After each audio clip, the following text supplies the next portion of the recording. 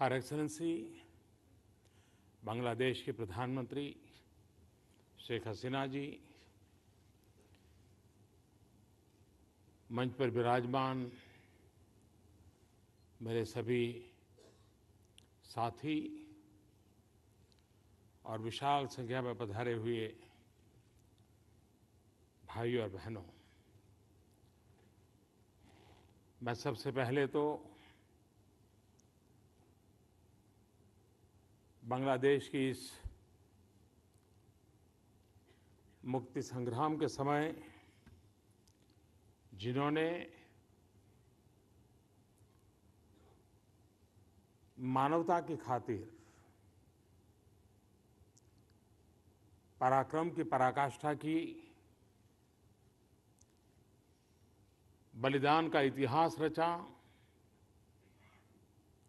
उन परिवारजनों को आज बांग्लादेश सरकार की तरफ से, प्रधानमंत्री जी की तरफ से सम्मानित किया जा रहा है।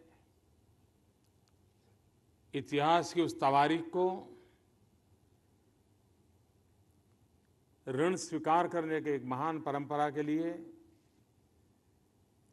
मैं बांग्लादेश सरकार का भी अभिनंदन करता हूं, आभार व्यक्त करता हूं।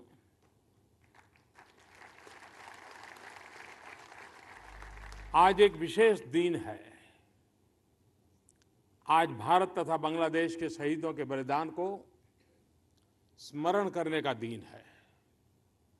बांग्लादेश की स्वतंत्रता के लिए जिंदगी देने वाले योद्धाओं को याद करने का दिन है। बांग्लादेश के स्वाभिमान की रक्षा के लिए लड़ने वाले भारतीय फौज के जाबाजों को याद करने का दिन है। लेकिन ये अवसर बांग्लादेश पर किए गए उस क्रूर प्रहार को भी याद करने का है जिसने लाखों इंसानों की जिंदगी छीन ली। किंतु साथ ही इतिहास की जो त्रासदी बांग्लादेश पर गुजरी, उसके पीछे की विकराल मानसिकता को ये नकारने का भी अवसर है। आज का ये अवसर भारत और बांग्लादेश के 140 करोड़ से ज्यादा नागरिकों के बीच अटूट विश्वास के स्ट्रेंथ को पहचानने का अवसर है। हम अपने समाजों को कैसा एक सशक्त तथा समृद्ध भविष्य में दे सके, इस पर चिंतन करने का भी एक ये उचित अवसर है। एक्सेलेंसी तथा साथियों, कई कारणों से आज का दिवस ऐतिहासिक दिवस है।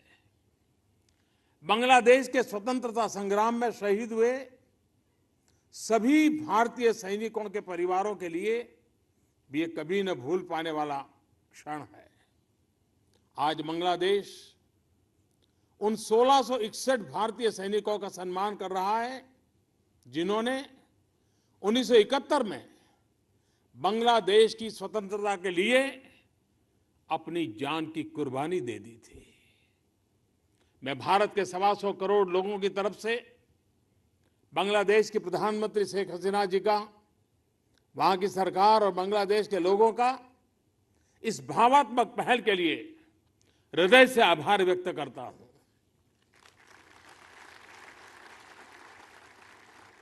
भारत के वीर सैनिक तथा हमारी गौरवशाली सेना केवल बांग्लादेश के साथ हो रहे अन्याय एवं नरसंहार के खिलाफ नहीं लड़े थे। ये वीर भारतीय संस्कृति में निहित मानव मूल्यों के लिए भी लड़े थे। ये मेरा परम सौभाग्य है कि इस समय 7 भारतीय शहीदों के परिवार यहां उपस्थित हैं। उनके दर्शन करने का सौभाग्य मिला है। पूरा भारत आपकी व्यथा, आपका दर्द और आपकी पीड़ा में सहभागी है। आपका त्याग और तपस्या अतुलनीय है।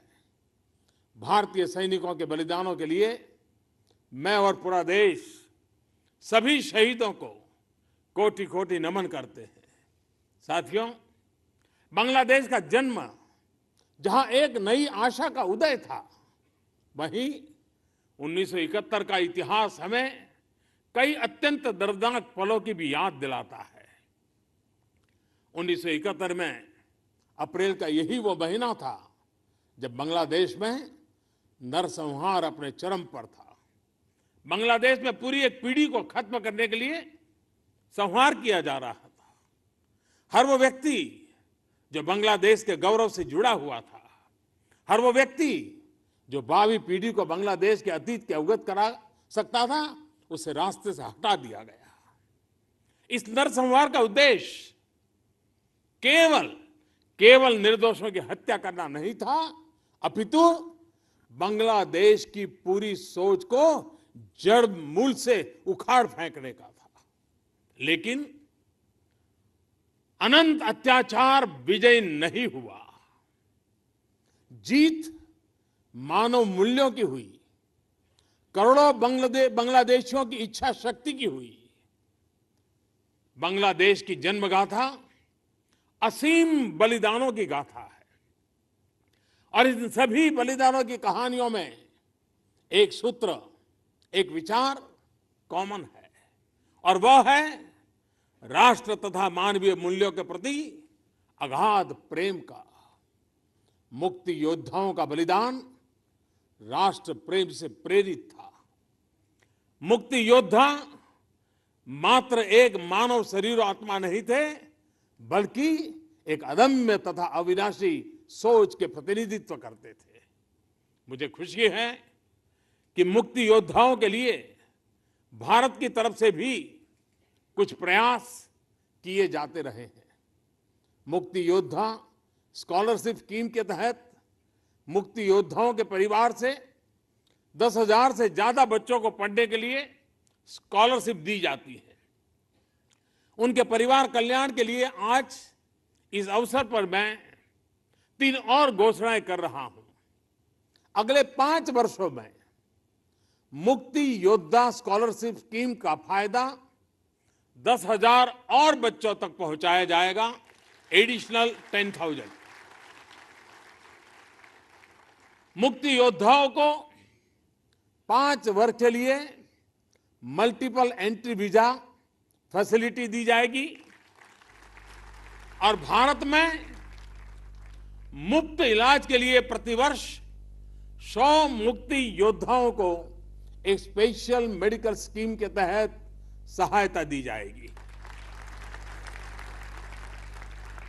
मुक्ति योद्धाओं के साथ साथ बांग्लादेश के लिए भारतीय फौज का संघर्ष और बलिदान को भी कोई नहीं भुला सकता। ऐसा करने में उनकी एकमात्र प्रेरणा थी बांग्लादेश की जनता के प्रति उनका प्रेम और बांग्लादेश के लोगों के सपनों के प्रति उनका सम्मान। और यह भी याद रखना चाहिए कि युद्ध की बर्बरता में भी भारतीय सेना ने अपने कर्तव्य से वो कभी नहीं मुड़ी और युद्ध के नियमों के पालन की पूरे विश्व के सामने एक मिसाल हमारे फौजियों ने रखी थी। कोई भी भारतीय हमारे हर फौजी की कंडक्ट के लिए आज भी गर्व कर सकता है। एक एक घटना इतिहास के अंदर स्वर्णिम पुष्प के रूप में अंकित है, हर शब्द उस रूप में अंकित है। यहां बहुत शायद कम लोगों को मालूम होगा, यहां भाई अशोक तारा बैठे हैं। अशोक जरा बाहर अगर आपको चित्र देखते होंगे तो उस संकट की घड़ी में इनके परिवार को बचाने के लिए उन्होंने अपनी जान की बाजी लगा दी थी। वो तस्वीर बाहर आप देखेंगे तो आज विशेष रूप से उनको बुलाया गया था ताकि प्रधानमंत्री जी के साथ उनकी मुलाकात हो जाए। कैसे कैसे पराक्रमों से भरी हुई कथाएं, त्याग और बलिदान की गाथाएं इसके साथ जुड़ी हुई है।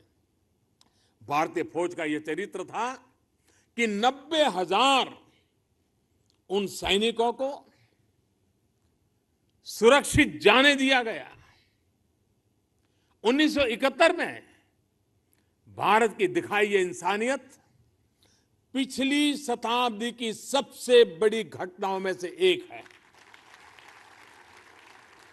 दोस्तों, भारत और बांग्लादेश न केवल क्रूरता और को परास्त करने वाले देश में बल्कि क्रूरता की मूलभूत सोच को नकारने वाला यह देश है।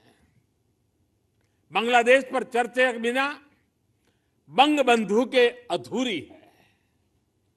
दोनों का अस्तित्व एक दूसरे के साथ जुड़ा हुआ है। दोनों एक दूसरे की सोच के पूरक है। बंगबंधु बांग्लादेश के स्वतंत्रता के प्रमुख सूत्रधार थे। वो अपने समय से ही कहीं आगे की सोच रखते थे। उनकी हर एक पुकार जनता की ललकार थी। एक मॉडर्न, लिबरल तथा प्रोग्रेसिव बांग्लादेश का उनका विजन आज भी बांग्लादेश की उन्नति का मार्ग प्रशस्त कर रहा है। 1971 के बाद यह बंगबंधु शेख मुजीबुर रहमान का ही नेतृत्व था जिसने बांग्लादेश को अशांति और अस्थिरता के दौर से बाहर निकाला था। समाज में मौजूद द्वेष तथा आक्रोश को मिटाकर महान बंगबंधु ने बांग्लादेश को शांति तथा विकास का एक मार्ग दिखलाया। सोनार बांग्ला के सपने को सच करने की राह दिखाई। भारत की उस समय की युवा पीढ़ी तो उनसे विशेष रूप से प्रभावित थी और यह मेरा सौभाग्य था कि मैं स्वयं उनके विचारों के ज्ञान से लाभ उठा सका। आज बंगबंधु न केवल दक्षिण एशिया के बल्कि पूरे विश्व में शांति और सहअस्तित्व की स्थापना करने वाले नेता के तौर पर याद किया जाता है। बंगबंधु की बेटी एक्सेलेंसी शेख हसीना आज बांग्लादेश के प्रधानमंत्री के तौर पर यहां है। इस अवसर पर मैं उनके साहस की भी प्रशंसा करना चाहता हूं। जिस मुश्किल हालत से उन्होंने खुद को निकाला, अपने देश को निकाला, वो साहस हर किसी में नहीं होता है। कोई कल्पना कर सकता है परिवार के 16 लोग कत्ल किए जाए और एक बेटी सोनार बांग्ला के सपनों को साकार करने के लिए जूझती रहे। ये इतिहास में सामान्य घटना नहीं है। वे चट्टान की तरह आज भी खड़ी है और अपने देश को विकास पथ पर ले जाने के लिए काम कर रही है। दोस्तों, आज हमारे क्षेत्र को, दुनिया के इस प्राचीन भूभाग को मुख्यतः 3 विचारधाराएं परिभाषित करती है। ये विचारधाराएं हमारे समाज तथा सरकारी व्यवस्थाओं की प्राथमिकताओं का आईना है। इसमें एक सोच है जो आर्थिक विकास पर कहती है, देश को समृद्ध तथा शक्तिशाली बनाने पर फोकस है, समाज के सभी वर्गों को साथ लेकर के चलने पर आधारित है। इस सोच का एक प्रत्यक्ष उदाहरण है बांग्लादेश की प्रगति एवं उन्नति। 1971 में बांग्लादेश के नागरिकों की औसत आयु, लाइफ एक्सपेक्टेंसी भारत और पाकिस्तान की तो जो स्थिति थी उसमें आज कई गुना वो आगे बढ़े हैं। आज बांग्लादेश के नागरिकों की औसत आय भारत से भी ज्यादा है। पिछले 45 वर्ष में बांग्लादेश की जीडीपी 31 गुना बढ़ी है। प्रति व्यक्ति आय में 13 गुना की बढ़ोतरी हुई है। इन्फेंट मोर्टालिटी 222 से घटकर अब 38 रह गई है। प्रति व्यक्ति डॉक्टरों की संख्या में 3 गुना बढ़ोतरी हुई है। स्वतंत्रता के बाद अब तक बांग्लादेश का निर्यात 125 गुना बढ़ चुका है। परिवर्तन के ये चंद पैरामीटर्स अपने आप में बहुत कुछ कह रहे हैं। प्रधानमंत्री शेख हसीना के विजन पर चलते हुए बांग्लादेश आर्थिक प्रगति की नई सीमाएं पार कर रहा है। साथियों, साथ ही साथ एक दूसरी सोच, सबका साथ, सबका विकास। मेरा यह स्पष्ट मत है कि मेरे देश के साथ ही भारत का हर पड़ोसी देश प्रगति के मार्ग पर अग्रसर हो। अकेले भारत का विकास अधूरा है और हम ये सोच भी नहीं सकते कि ऐसे हमारे रीजन में हम अकेले चल पड़ेंगे, हम अपना ही कर लेंगे। जी नहीं, हमारी ये सोच रही है कि हम हमारे अड़ोस पड़ोस में भी सुख समृद्धि शांति के पुरस्कार है और यही तो हमारा सबका साथ सबका विकास, वो सिर्फ 125 करोड़ तक सीमित नहीं, हमारे अड़ोस पड़ोस के लोगों को भी साथ लेकर के सबके विकास में सहभागी होने की हमारी कल्पना का इतिहास है। और इसलिए हर देश के प्रति हमने सदैव मित्रता का हाथ बढ़ाया है। हर देश को अपनी समृद्धि का सहभागी बनाने के लिए भारत ने हमेशा हमेशा आमंत्रित किया है। स्वार्थी न बनकर हमने पूरे क्षेत्र का भला चाहा है। इस सोच की सफलता का प्रत्यक्ष उदाहरण है भारत बांग्लादेश के संबंधों का सशक्त ग्राफ और इससे उत्पन्न दोनों समाजों के लिए आर्थिक बेनिफिट्स हैं। हर क्षेत्र में, चाहे आर्थिक हो, राजनीतिक हो, इंफ्रास्ट्रक्चर बिल्डिंग हो, इकोनॉमिक कनेक्टिविटी हो, एनर्जी सिक्योरिटी हो अथवा सिक्योरिटी का विषय हो या फिर कई देशों से लंबित, कई वर्षों से लंबित लैंड बाउंड्री तथा मैरीटाइम बाउंड्री का डिस्प्यूट सेटलमेंट का मुद्दा हो, हर क्षेत्र में हमारा सहयोग परस्पर शांति, साझा विकास, आपसी विश्वास तथा क्षेत्रीय विकास की सोच की सफलता के टेंजिबल प्रमाण है। साथियों, लेकिन दुख की बात है कि इन दो विचारधाराओं के विपरीत भी दक्षिण एशिया में एक मानसिकता है। ऐसी सोच जो कि आतंकवाद की प्रेरणा तथा उसकी पोषक है। ऐसी सोच जिसका वैल्यू सिस्टम मानवता पर नहीं अपितु हिंसा, अतिवाद, आतंक पर आधारित है, जिसका मूल उद्देश्य है टेररिस्ट द्वारा टेररिज्म फैलाना। एक ऐसी सोच जिसके नीति निर्माताओं को मानववाद से बड़ा आतंकवाद लगता है, विकास से बड़ा विनाश लगता है, सृजन से बड़ा संहार लगता है, विश्वास से बड़ा विश्वासघात लगता है। यह सोच हमारे समाज के शांति तथा संतुलन और उसके मानसिक तथा आर्थिक विकास के लिए सबसे बड़ा चैलेंज है। यह विचारधारा पूरे क्षेत्र तथा विश्व की शांति तथा विकास में अवरोधक है।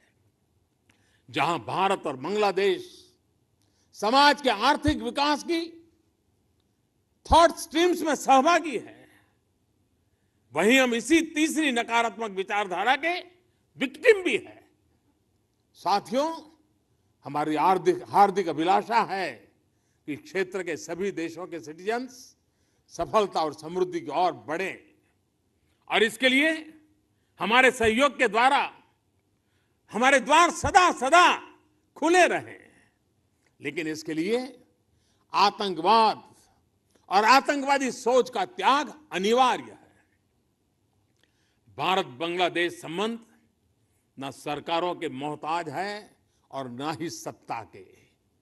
भारत और बांग्लादेश इसलिए साथ है क्योंकि दोनों देशों के 140 करोड़ लोग एक दूसरे के साथ हैं। हम सुख दुख के साथी हैं और मैंने हमेशा कहा है कि जो सपना मैं भारत के लिए देखता हूं, वही शुभकामना मेरी बांग्लादेश के लिए भी है और भारत के हर पड़ोसी देश के लिए भी है। मैं बांग्लादेश के उज्जवल भविष्य की कामना करता हूं। एक दोस्त होने के नाते भारत जितनी मदद कर सकता है वो करता रहेगा। आखिर मैं एक बार फिर मुक्ति योद्धाओं को, भारत के वीर सैनिकों को नमन करता हूं और इस कार्यक्रम के आयोजन तथा उपस्थिति के लिए प्रधानमंत्री शेख हसीना जी का खास तौर पर अभिनंदन करता हूं। भारत सदैव एक घनिष्ठ तथा विश्वसनीय मित्र की तरह बांग्लादेश के साथ हर घड़ी हर सहायता के लिए तैयार रहेगा ही। मैं फिर एक बार इन सभी वीरों का नमन करते हुए अपनी बात को समाप्त करता हूं। जय हिंद, जय बांग्ला।